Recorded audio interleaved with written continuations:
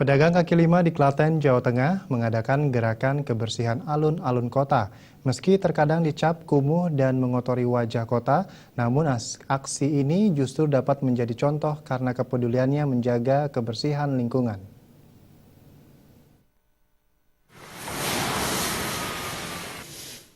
Inilah yang dilakukan puluhan pedagang kaki lima di Klaten. Setidaknya 2 kali dalam sebulan, para PKL menggelar aksi kebersihan di alun-alun dan sepanjang jalan protokol.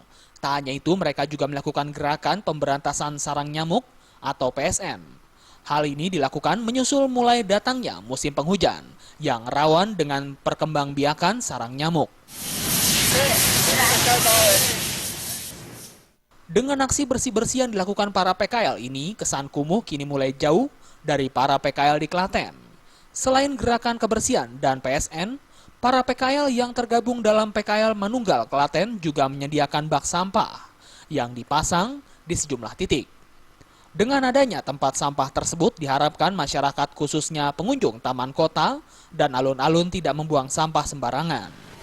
Untuk peduli, alun-alun ini tidak untuk cari duit, ya kebersihan harus dijaga. Jadi jangan sampai image-nya kelihatan kumuh. Dari Klaten, Jawa Tengah, Purwan.